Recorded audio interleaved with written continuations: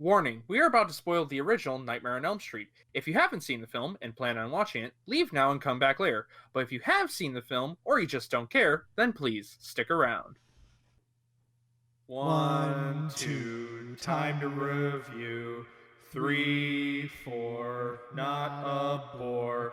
Five, six, some good flicks. Seven, eight, this movie's great. Nine, ten, let this joke end.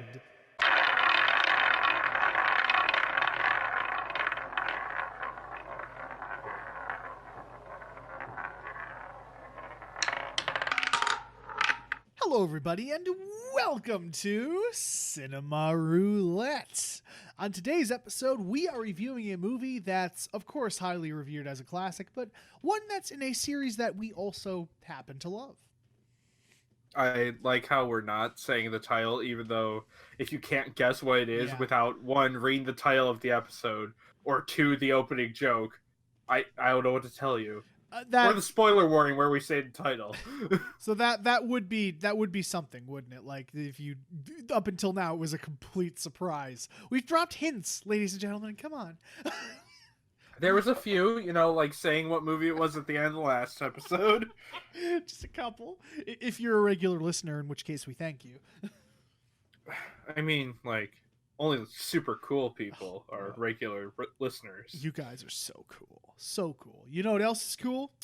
1984's Nightmare on Elm Street.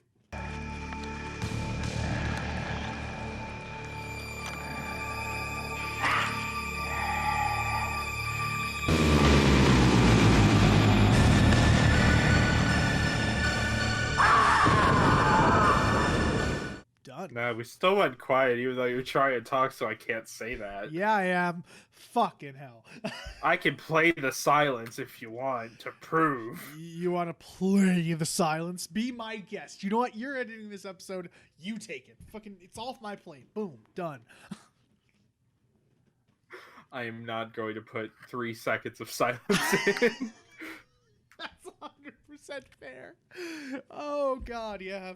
But yeah, this is the first movie in a series that, in our opinions, should we say our opinion about the whole series yet, or save that for the whole recap thing? Oh, we said it last episode, so we can say it again. But yeah, this series we feel is the most consistently enjoyable, of the classic quote unquote slashers. Like Halloween, Nightmare on Elm Street, Friday the 13th, Texas Chainsaw, all that. Or even going just by any that went over 4 type deal. Yeah. Yeah, because there's how many? 8 original, including Freddy vs. Jason, I think, for Nightmare on Elm Street? I think it's 8. Yeah, I think it's 8. But yeah, this one we feel is just the most consistently enjoyable. Just because, even in the bad ones, there's something to enjoy, whether it be the deaths or just Robert Englund being the man. Yeah, Robert Englund just being fucking great. I think he's the only person that consistently play Freddy, at least, with one exception, but we don't talk about that. We might mention it a few times here, and that's all you're getting. We're not doing an episode on it. I don't care. Nope. It gets very uncomfortable, and it's just plain old bad, so yeah. But hey, is there any more banter you want to do, or shall we take it away with the recap? I think that's about... Well, okay, there is actually one funny thing, and we'll find out if the wheel spin enjoys irony. Yes. But we're looking up some fun facts about the film, and apparently, well, in one scene, Nancy is watching Evil Dead, and the reason for that is because in Evil Dead, there was a Hills Have Eyes poster, which was originally done by Wes Craven, so to pay homage, he showed Evil Dead, which then, in Evil Dead 2, you can apparently see Freddy's glove in the shed. Yeah, so that's a cool little thing. So if we land on Evil Dead, it'll be kind of funny, the way we went about it. Yeah. They kind of just kept thanking each other back and forth, which is cool. And also, apparently it shows up in the Ash vs. Evil Dead TV series, the phrase glove. But we will find that out when we review that. So, yes, it is. Yeah, because that is on the long TV wheel. Yep. Oh, yeah, we counted long, quote-unquote, as anything over 2 seasons, I think, right? Yes. Okay. Because once something went over 4 possible episodes, going by the logic of we split a season in half for 2 episodes, Mm-hmm. then it was like, yeah, okay, 6 parts for something that's supposed to be short, that's a bit much. Yeah, that's 100% fair. So, but yeah, let us take it away with the synopsis, buddy. Boom. Should I do simplified or full synopsis? Do you think we'll have enough to say about the movie to keep it, going? I know a bunch of behind the scenes All stuff, right, so yeah, we'll make the 30. Simple's fine. Are they in California? I don't think they ever say. Oh yeah, I don't think they ever say specifically where Elm Street is. So, Editor's note: the film takes place in Ohio, because everywhere in the Midwest has palm trees and serial killers, according to horror movies. I want to say California because there's palm trees everywhere. Yeah. Is there? I actually didn't even notice. Yeah, in the background, there was a lot of palm trees. They might have filmed in California, but I don't think in the film they ever specify. So there's 2 killers in California. There's Michael Myers and Freddy Krueger. Oh yeah, what's the made-up town name in California? No, well, technically Halloween is said to be in Illinois. Oh yeah, Haddonfield. That's it. Yeah, Hanfield. But if you look at the background, you see palm trees. Yeah. Of course, fucking Illinois, well known for its palm trees. They always look great in winter. Yeah. Anyway, actual synopsis. In a nice little suburb. Oh, God, why is it always before I start the fucking synopsis, I hear an echo of myself? It's annoying. That's really fucking strange, and it's really weird, the timing. Oh, wow. It gave me the real location of the Elm Street house. Oh, where is it? Guess. California? 1428 Elm Street, also known as the Elm Street House, is a fictional residential house and street address in Springwood, Ohio. Oh shit, you're fucked. Yeah. Well, then again, I live close to a place called Crystal Lake, so. Oh, yeah. So I guess that makes it even. And I live in Illinois where Halloween takes place, so yeah, I'm double fucked, I guess. Yeah. At least we don't live in Crime City where Condemned and Saw take place. Oh, Jesus fucking Christ. Yeah, that would be some shit. Okay. Actually focus. In her, on Elm Street, there are 4 friends, Nancy, Rod, Glenn, and Tina. All of them have been seeming to have weird nightmares. Actually, Rod never does. No, Rod did. Glenn doesn't say he has nightmares, if I remember correctly. I think he maybe implies it, but they never outright say that he has had nightmares. Everyone else does. Nancy is basically the good final girl. Rod is the greaser. Tina is the hot blonde, and Glenn is Johnny Depp. It's just Johnny Depp as a very young child. It's very interesting to see him at such a young age. It is. Tina is having really bad nightmares, though, so much to the point that she gets scratched by some monster in the dream, and it even tears up her pajamas when she wakes up. Telling this to her friends, Nancy and Glenn are like, hey, we'll stay over at your place so you can feel safe. Rod comes on in and is like, hey, Tina, I know we're kind of exes, but we're also kind of dating. Let's bone.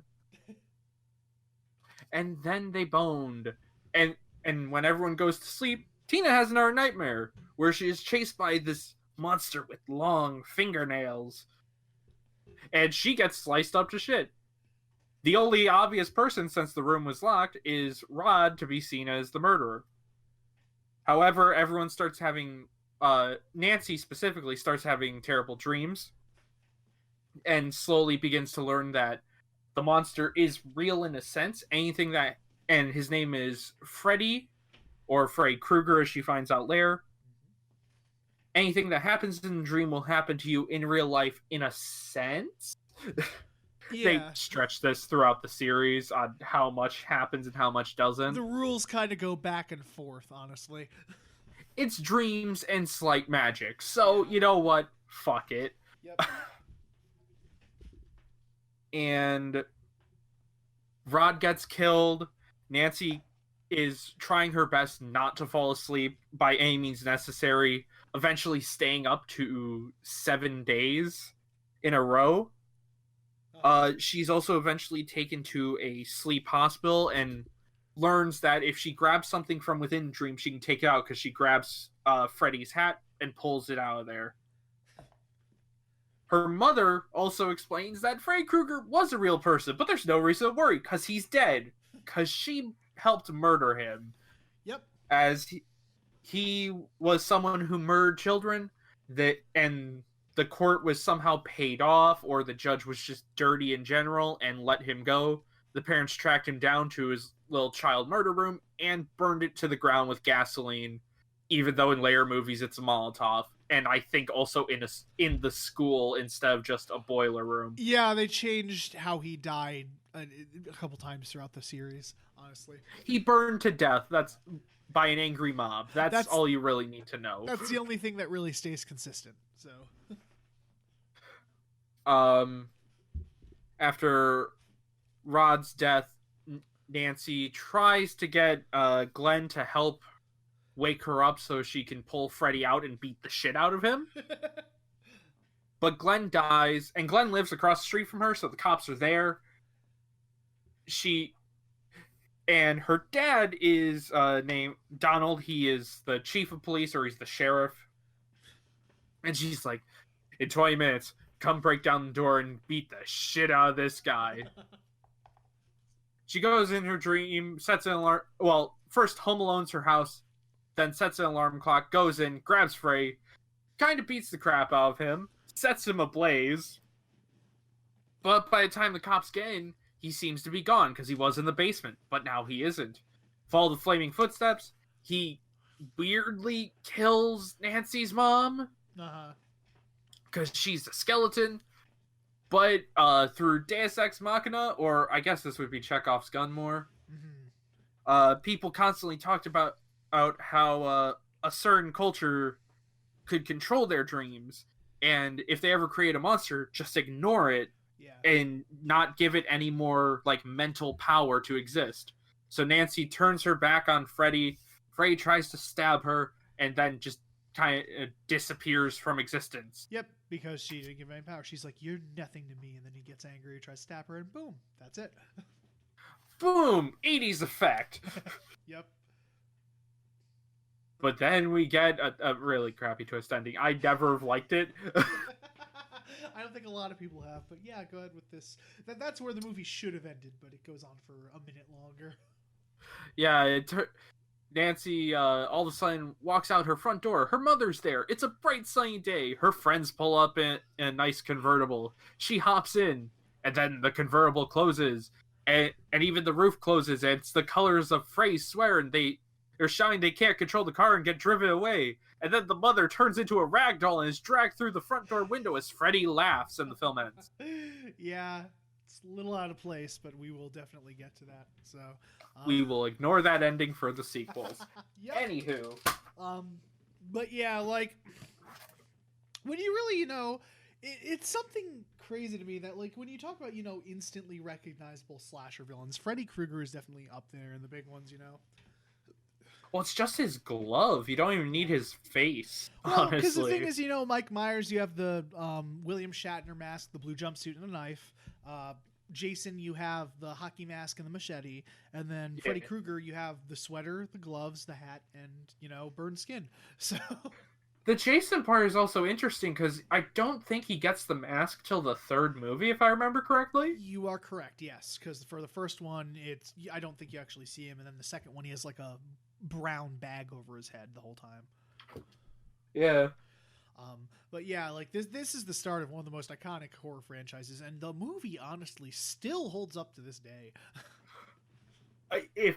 if I want to get just a little criticism out of the way, Yeah. I forgot how cheesy the dialogue was at the beginning. Yeah, it kind of made me wonder a little bit if that was on purpose, because after the first death scene, the acting and the emotional weight gets a whole lot better.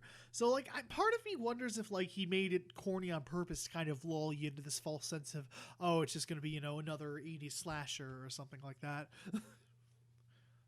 I don't know. It depends on how many, because Friday the 13th had already happened, so it Yeah. Black Christmas and Halloween. And Halloween. So, yeah, that's...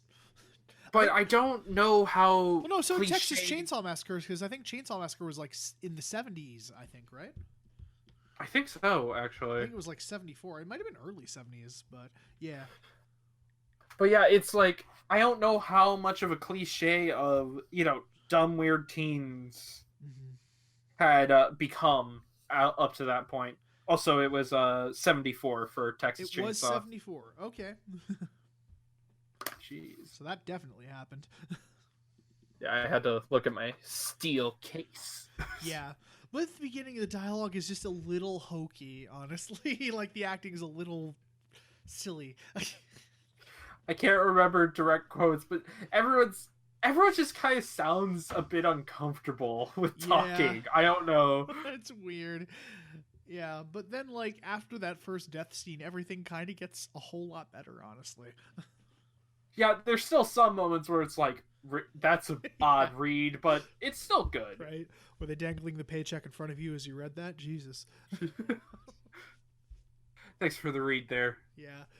No, we just have to go get him. Oh, yeah. Who played Nancy's dad? Because I'm gonna look that up because he sadly passed away just this year. I remember. yeah, that. he passed away in July. Yeah, and he was just kind of fucking awesome. So, and I heard he was a nice guy by all accounts. So. And the other little criticism while Cameron looks it up is, Freddy hasn't mastered movement yet. Like the sequels, and when we get to them, we'll talk about it more. But the sequels are known for Freddy getting kind of over the top, or being full of one-liners or swearing, just to absurd amounts. Yeah. And this one, all he does really when he's not trying to be threatening is just laughing to himself and doing very weird and funny runs. Yeah, like when he's like actually just standing there doing creepy shit, it's kind of awesome. But when he like runs after people, it's a little derpy, honestly. Yeah, he like does this weird wobble, like he's a hula girl that's running at top speed while going.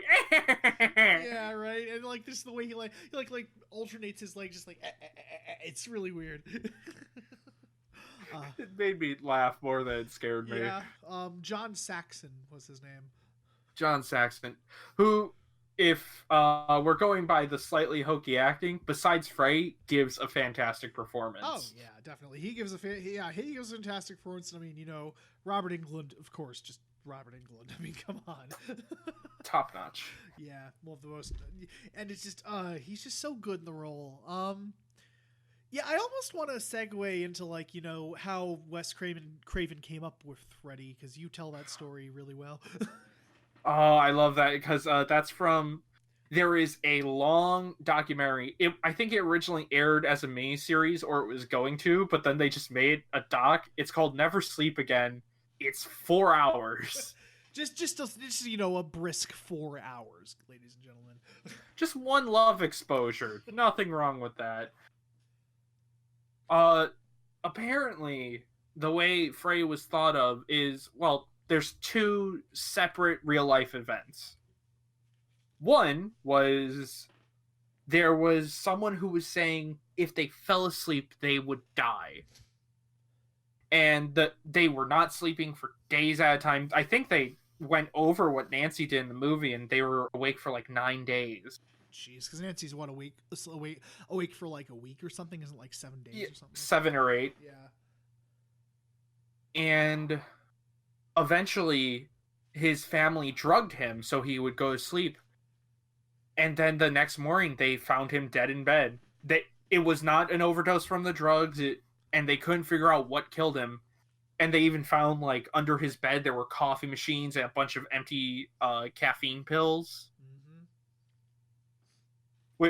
Which that's where part of this film comes from. The other part was from Wes Craven as a child.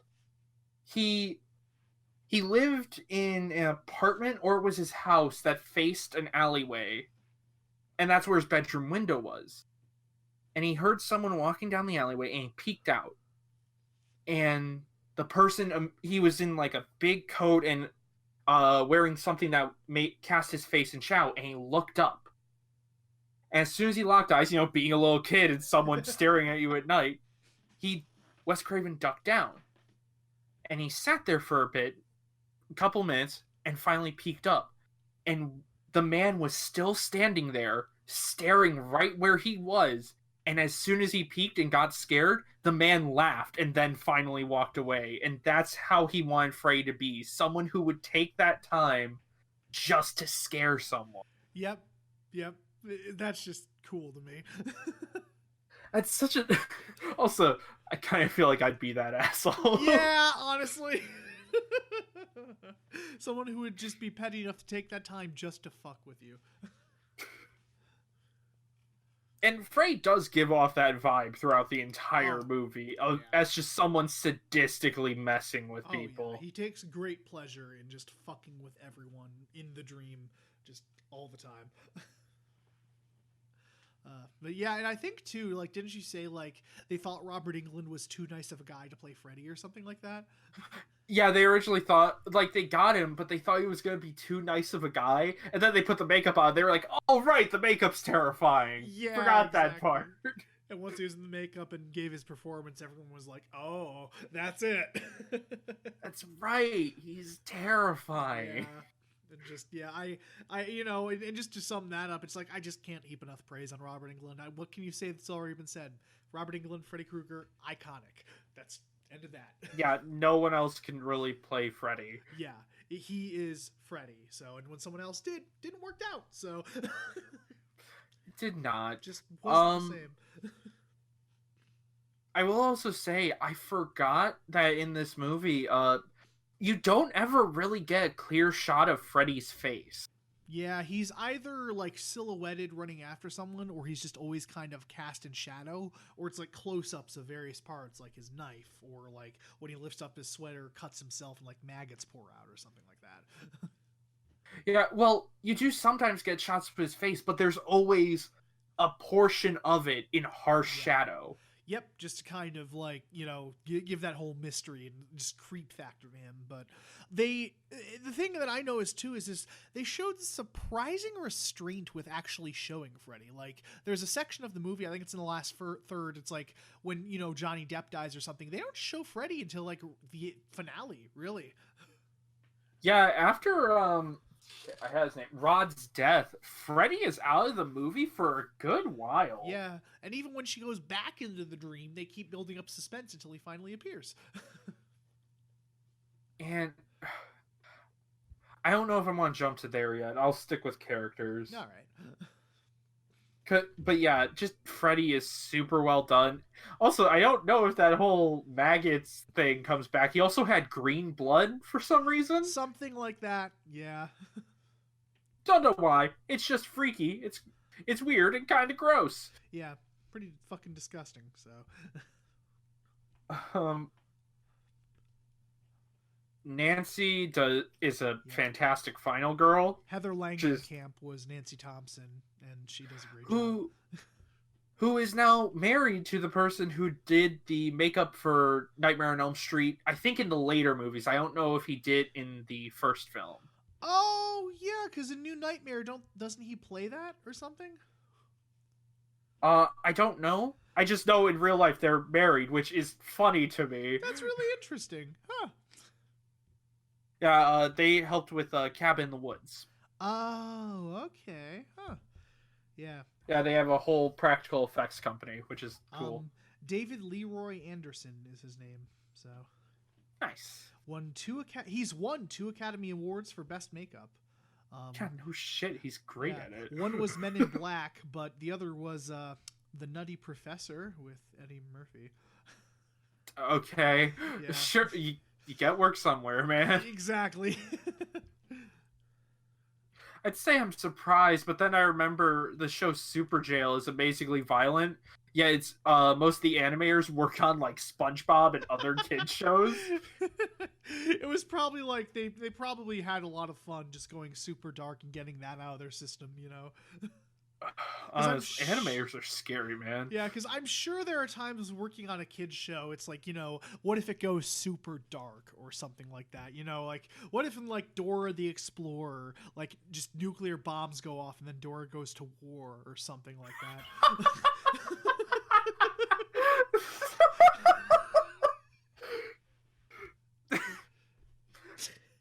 I have no response for that.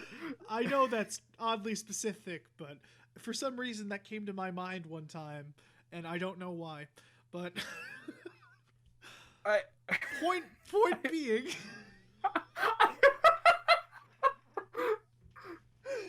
oh god, I shit can't even say. I need a moment. Hold okay, on. All right, technical difficulties. I think we need to refocus. Yes, we do.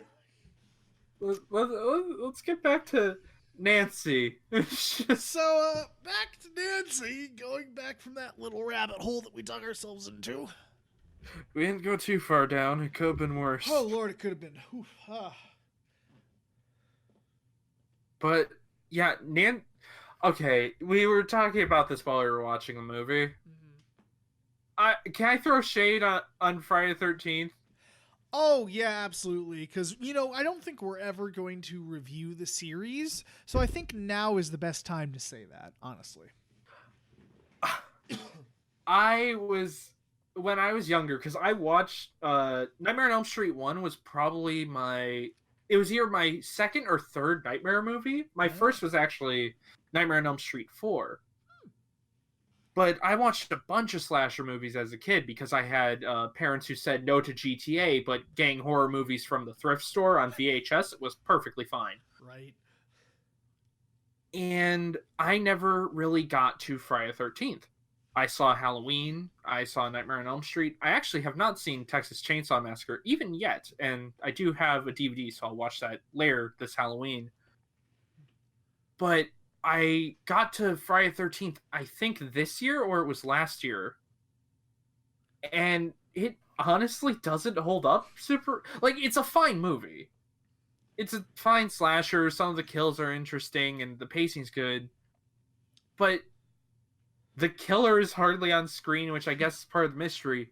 But the characters are just nothing. They're hardly even stereotypes. They're just kind of fodder there to die. Like, we know that horror movies, especially slashers, are not exactly known for deep characters or any of that, but you could have gone a little further with that. Yeah, and you could say, like, oh, it's one of the first slashers. You can't judge it too harshly. It set the tone, but Texas Chainsaw was out by this point, and from the little I've seen of that, the characters have a bit more personality than even Friday the 13th. Oh, Halloween happened up before that. Yep.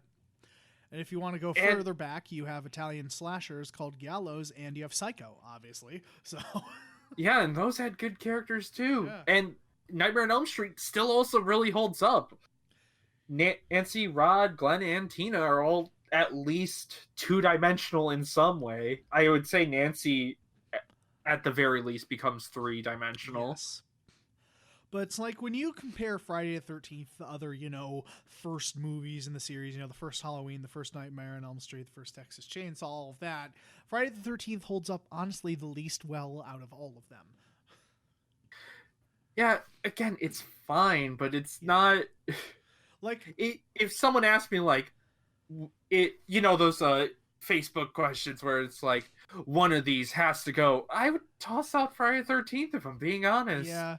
It's like you can appreciate it for setting, you know, what we know as the stereotypical slasher film. Because, you know, we had Halloween, Texas Chainsaw, all that.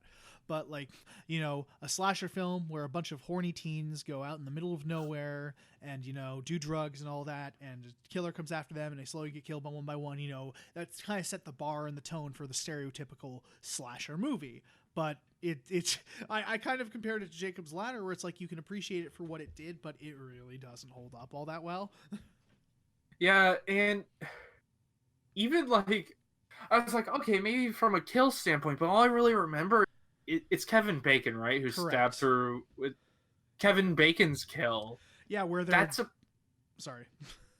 That's about all I remember, but like Nightmare on Elm Street, there's only about, well, if you count the mother, there's 4 kills in the movie. Uh-huh. Yet I still remember all of them because they're pretty fucked. Yeah.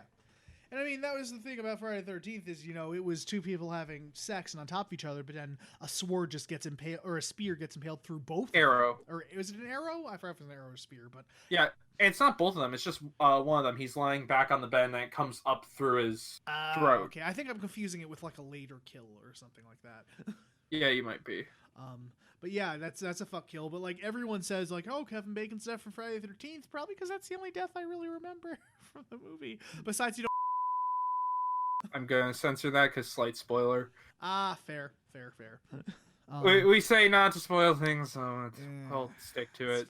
All right, I figure most people know. Yeah, but just to be on the safe side, because you know you haven't seen Texas Chainsaw, and I fucking haven't seen Nightmare on Elm Before Christmas, so. Yeah, that is the only time anyone in the fucking world will compare those 2 movies in a sentence. Yeah. At least I hope so. But yeah, don't worry. I still don't get how people say that, or at least one person has said that Snowpiercer is a sequel to Willy Wonka. Because, you know. You have to watch the video essay, man, to understand. Fucking hell. But yeah, and speaking of the kills in the movie, my god, are they visceral. Fucking hell. Like, that first death will always stick out to me in my mind. Even just imagining, like, an audience going in, because it's the 80s, the new wave already happened, we got rid of the Hays Code. I think even then, this is still fucking brutal. Yeah, there was a lot of blood, even by 80s standards, because, you know, obviously Evil Dead, ridiculously gory for the time. But, you know, this was more mainstream than that, arguably. And also, Evil Dead, you can still say, like, oh, it's happening to monsters and stuff most of the time, except for, I guess, maybe the pencil to the leg type deal. Yes. But in this, it's still a person, and she's lifted up and moved around the room. Yeah.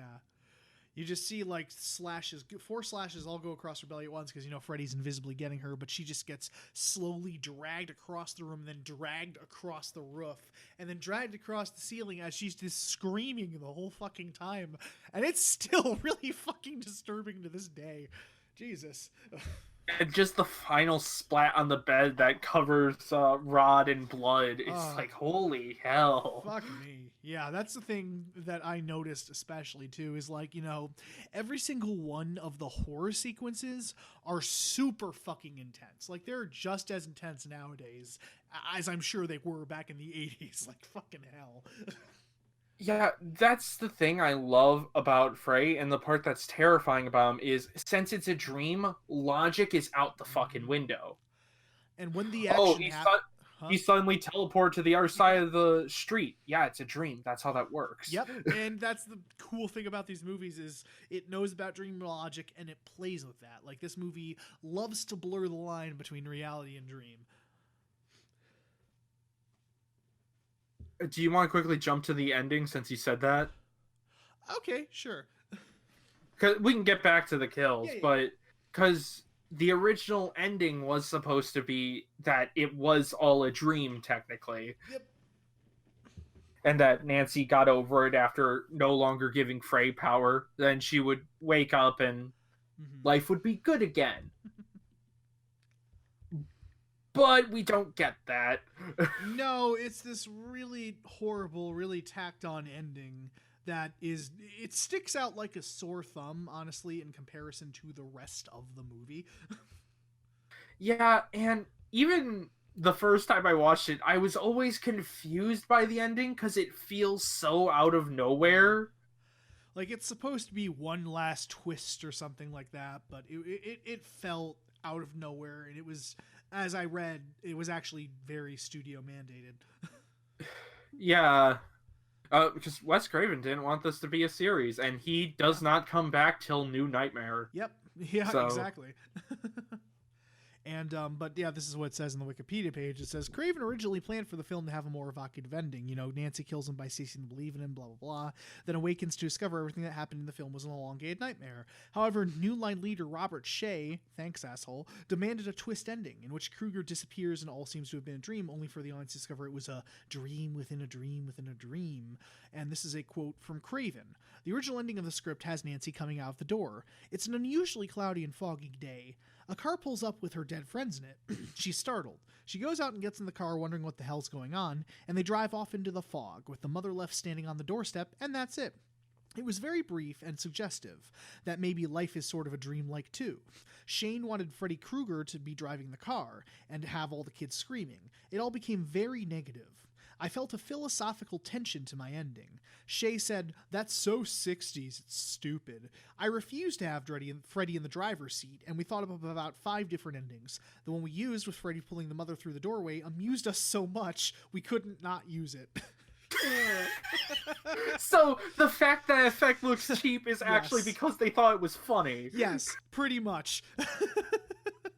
And that's Actually, the ending with the fog sounds really good. That Doesn't feels like it? it would fit the pace of the fucking movie. Exactly, and that was, again, a quote directly from Craven, and that would have worked, but nope, studio mandated, oh no, we want to milk this cash cow, of course.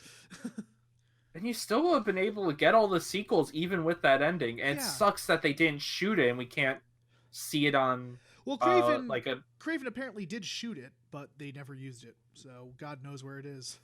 someone please, if you have that footage, contact Shout Factory, please. Oh God, Shout Factory's a godsend. Just a little side tangent. For all you, there was a 1981 film called My Bloody Valentine that was heavily censored in the 80s, and they cut out basically all of the gore, even though the gore was very visceral and very cool. And for the longest time, there was a Blu-ray release that had like the footage in crappy quality, but then Shout Factory actually went and found the original negative and matched up the footage, and it's uncensored with perfect quality, basically. So, Nice. wouldn't that be amazing if they put Man, back that scene? this is just tangent the episode. Oh, fuck it, it's fine. At least it's not getting boring. At least we're still, talking and shit. So, but yeah, Or are we getting boring? I don't- Talk to us on Twitter at Roulette Cinema. Exactly, at us, bro. But yeah, that was a little tangent about the ending. Yeah, I really hope that someday they find that original cut. Yep, I hope so too. So, but yeah, so do you want to get back to the kills? Yeah, we can get back to the kills. Um, Murder. of course. And then is the greaser guy? He's the second one, right? Yeah, Rod is the one who gets hung. In probably the most subtle kill Freddy does in the entire series. I can't think of one that's any Nope. less, because it's the only time Freddy tries to cover his tracks. Yeah, it's the only time it's clearly not Freddy's fault. Because like the you could argue that, what was the name of the greaser guy? Was it Rod? What was his name? Rod. Yeah, because you could argue that he was just kind of collateral damage, that Freddy was always planning on killing her, but he just happened to be there and decided to let him go and toy with him anyway. Yeah. But yeah, this is the only time where Freddy covers it up and tries to make it look like a complete accident. Yeah, which is which also I find funny when you get to Johnny Depp's death. Oh, yeah. Which is arguably the most famous death in the movie. Like, everyone remembers that. Like, I think the first kill is a much better kill. But his scene where just, like, he gets sucked into the bed and there's this fountain of blood just pours up onto the bed. The first kill is a more dramatic and better kill in general, but the giant bed, that is quintessential Nightmare on Elm Street. Exactly. Like, that is absolutely, when you think of Freddy and his over-the-top kills, that's absolutely something. that he That's would one of do. the first ones, and it's so fun. It Oh, looks boy. so cool because of the practical effects. And it was such an easy practical effect too. Like literally, it's blood pouring out of a bed and going onto the ceiling, but they just literally nailed everything in the room, flipped the room out, and poured the blood through it, and set the cameras upside down in the room. That's it. Such an easy effect, but it looks so cool. Yeah, and I really wonder how many gallons they Oh fucking yeah. dumped in. I think they did say in the documentary, but I don't remember the Yeah. number. Because it's like, there isn't, it's ridiculous. There isn't nearly that much blood in the human body, but it looks Actually, you so have enough cool. for 8 bathtubs. Do you really? Yes. Jeez. It's So, what? It's what, like 6 liters or something like that? I swear it was 8 bathtubs. That might have been a different statistic, but you do have a shit ton Yeah. of blood in you. Exactly. Maybe not that much, but hey, Yeah, it's but fun. it just, who cares? It looks cool, and it's really fucked. And something we found really funny was just they put this little bucket on the floor to try to get a dripping blood. Oh yeah, the police come in and you see them carrying like these tiny plastic buckets to try and help clean up. Even when an ambulance comes by, they pull out the stretcher and one cop's just like, "You don't need a stretcher, you need a mop." Yeah, pretty much. Oh god, it's ridiculous. And then Actually, sorry, go on. no, I'll let you go on. What you got? I was just gonna say, I think the only other death after that is Freddy's, right? No, there's the mother, which is really weird.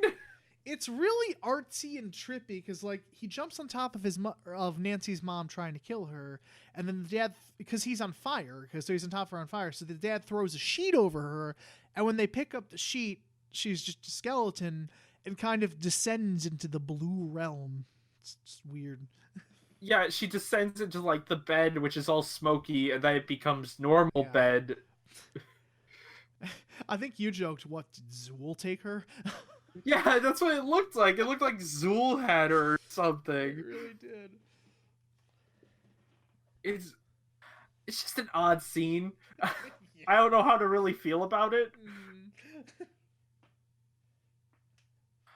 But also jumping with just general effects. When Freddy is pulled out of the dream and gets the shit kicked out of him by Nancy, his fire stunt in the basement, that was impressive. Oh yeah, because the stunt actor, it was very clearly a stunt double because you could kind of see the mask on his head kind of didn't fit all the way. He was clearly like bulked up too. Yeah, but the stunt itself was really impressive because he was on fire for a long fucking time. Yeah, he walks around the basement. He goes up the stairs and falls down them while still on fire. Yeah. Whoever the stunt actor was, props to you for having balls of steel. Props to you for holding your breath that long, because it was a full body burn too. I'm sure, like, under the mask, he had something to where he could breathe or something like that. But yeah, you can't. I'm pretty sure. Like, even if you put like an oxygen mask in your mouth, like one of those diver. Well, things, oxygen could make the fire worse. You just gotta hold your breath. I'm pretty sure. Fucking hell, yeah. And the thing is, too, even if they made it so you can't breathe nowadays, this was 1984. So yeah. If I'm wrong on that, by the way, because I'm not 100% a stunt person, do tell me. Yeah, let us know, please. But yeah, like, because they have to cover you, I know, in this really thick goo so that, you don't burn the fucking stunt actor. I do know that goo is freezing fucking cold, and the fire feels like relief in comparison. Really? That's what his stunt actor said. It's like, by the time they're done lathering you up, you are freezing, and you just want to be on fire. Jesus. Yeah, but he was on fire for a long fucking time, so props to the stunt actor and props to the stunt coordinator. So yeah, honestly. Fantastic. And also, job. the effect of the fire footsteps was just really cool. That's just a cool ass effect in general, honestly. Because just all the practical effects and gore effects and everything were just so fucking well done. And the scene where like Freddy, pops up above the bed, it looks fake, but I'm pretty sure that was actually a practical effect. Yeah. Yeah, I think it's two separate scenes, fused together, but it was practical in some way. It was probably just, a stretched out sheet and then I can't remember. Robert Englund just pressed his face into Yeah. it.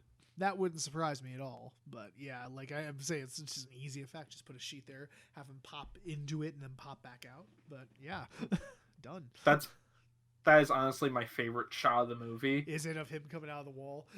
Yeah, that's so just creepy. Yeah. It's so cool and well done. Hell yeah. So, yeah, it's, again, heaps of praise upon all of the practical effects. And just the playing with surrealism, like besides Freddy being full of maggots or when he chops off his fingers, when Nancy is in the bathtub and is pulled under into this dark ocean, that's really fucking cool. Yeah, she like pulls him in the bathtub, but she's in kind of this endless abyss with just like the little square of her bathtub above it, and she keeps trying to get back up to it, but Freddy keeps pulling her down. Or when she's running through her house in the dream and the stairs become cement. Yeah, she like it's goo or is that what's supposed to imply? Cement? Cement or goo. I just went with cement because they were gray, but. Yeah. But yeah, just this weirdness and how weird it goes. And of course, there's the famous shot of Freddy's mouth being the phone. And Oh, yeah. I'm your boyfriend now, Nancy. Yep. That scene is I don't care what horror movie it is. Someone unplugging, like, tearing a phone out of the wall and then it ringing is always terrifying in a way. There's something always inherently creepy to that because you just know something is wrong. I was just like, oh, fuck, don't answer the phone, but also answer the phone. Yeah, exactly. So yeah, and just, again, from a technical standpoint, cinematography, effects, everything just so well done. Hell yes. Super well done. But yeah, that is kind of what set Nightmare on Elm Street apart from other series, is just the surrealism of it sometimes. Because, you know, other films had supernatural elements to it, you know, like Jason being able to be resurrected and shit through lightning, or Michael Myers just being that didn't come till later, though. Yeah, I know. But, like, I'm sure, like, horror movies always had, like, an element of, you know, supernatural to them. But this one was... It's set apart just because, you know, it's a dream, so you can do whatever the flying fuck you want. And they play with that way more in the later movies. And that's why Freddy is so terrifying, because it is a dream, and just he loves to fuck with you. Yeah, and, you know, where the hell are you supposed to run? Yeah. You can maybe make up a new landscape, but it's still a dream. Freddy will still be there. But yeah, overall, this film just holds up so fucking well. So it still plays out very modern. Like, there's very few effects and stuff in it that doesn't really hold up well.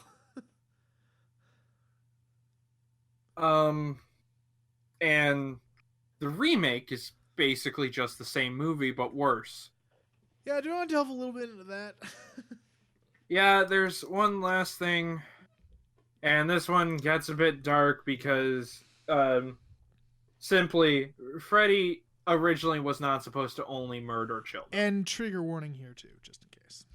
Yeah, trigger warning here. I'd say just skip 5 minutes. This should be quick. Yeah.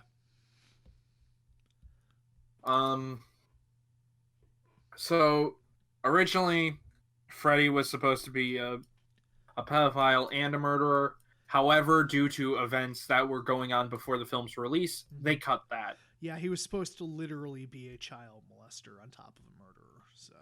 The remake decided to add this, and I'm just saying, it adds nothing to the film. It just makes Freddy, you know, the already dream demon that's coming to murder you. Yeah, it didn't really make him any more or less scary. It's like, you know, child murder and murder in general is enough to make it scary, besides being, you know, a dream demon. It's like adding back in the child molestation was just unnecessary, and it made me so uncomfortable to the point that I was kind of just disgusted by it, because there was kind of no point to it, really. There wasn't. The film was just trying to be darker because that was a thing they were doing with horror movies at the time, and it didn't work. No. And the thing is, I love Jackie Earle Haley as an actor. I've seen him in a couple of series. He was actually in a series called Human Target, and he was really fucking good in that. And he was... Wasn't he Rorschach in Watchmen? He was also Rorschach in Watchmen, correct, and he was Odin in Preacher as well. So... Oh. he's just a really good actor, but man, just this remake did not do Freddy justice, and it really is completely out of place, because in the remake he tries to play it just straight up scary, just like he's just a scary person, but that's it. Yeah. There's no fun to it. There's no character to Freddy. He's just evil. Yeah, because even this one, Frey giggling is funny yet menacing in a way. Yeah, he does a lot of goofy shit, but it's also at the same time very scary, and he has personality. Again, it's just, you see Freddy and you see Robert Englund doing all his shtick, and it's like, it's like, that's Freddy. Yeah, but just the remake, it went pointlessly dark. It added that needless detail. Yeah. It's not good. That is all you are getting about it. Yeah, and there's very few things that even try to do anything original. It's basically just a shot-for-shot remake almost. So, yeah, it's just bad. Stupid bad, and we don't recommend it, and don't check it out. So, watch the original series. Yeah, easy. That's that. Also, getting back to good things. The fucking scene where Nancy falls asleep in school and Tina shows up in the body bag. That's just fucked and awesome. That scene's so fucking good. That's the point where you realize how much they're going to play with dreams, like with with Freddy as the hall monitor type deal. Yeah, because it's just a regular girl with ponytails, but then she turns around and gets the voice and has like the glove and everything. Well, she also was wearing a Freddy sweater and Nancy first runs into her. And that scene in particular gave me some serious Silent Hill vibes. So if you've ever played the first game, gone to the school, it's like that's what I imagine that. All I remember is a bunch of smokers and hunters trying to murder me. Well.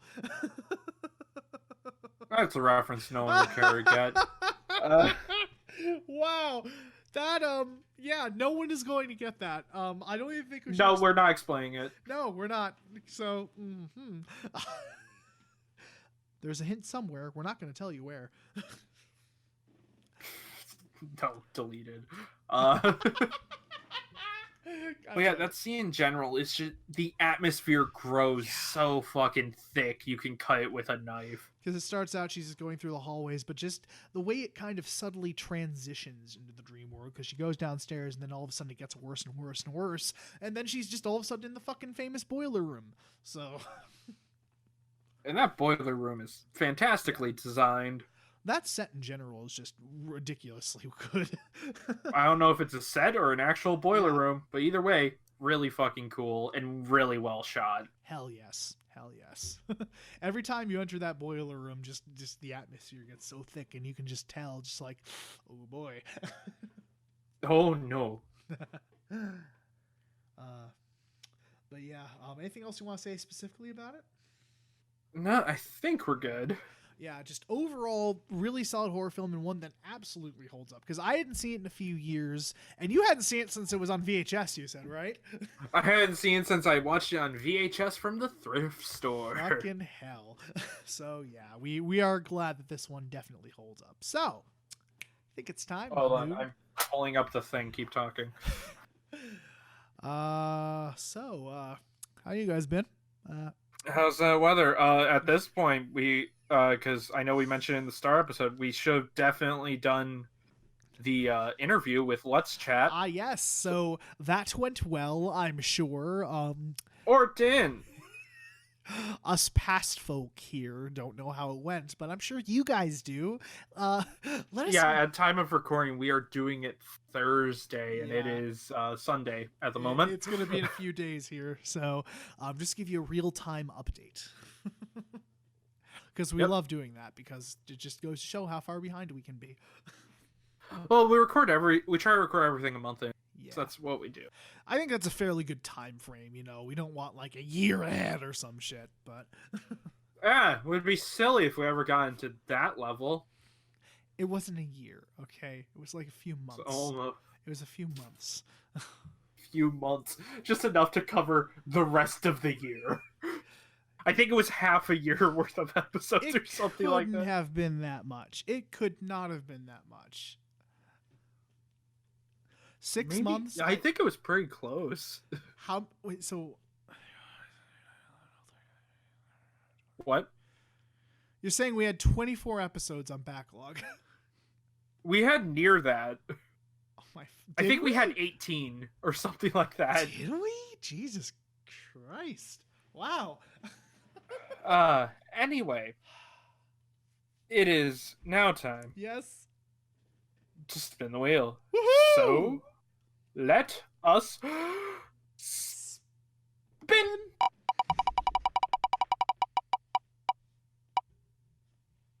Okay. What we get? We are going back to Mad Max. Ooh, the Road Warrior. All right. For Mad Max 2, The Road Warrior. I'm excited for that one. Okay, because that one actually I have not seen. So I did see it, but it was so long ago I remembered nothing. So yeah, I'm excited for that because I have the Blu-ray. Do you have the Blu-ray of that or not? I do not. The only Blu-ray I have of Mad Max is Fury Road. Gotcha. But yeah, definitely stay tuned for that, ladies and gentlemen. That'll be a fun one. Yeah, that will be the movie in November. Then we spin this wheel one more time to see what series we cover. And then we'll be in December. Yep. And we are going to finish off the second wheel, which isn't this wheel. It's a bit confusing. Yeah. Don't worry. We'll get to it, though. We'll get to it. All right, everybody. Thank you so much for once again for listening, and we will catch you guys later. Bye-bye. Later, I guess.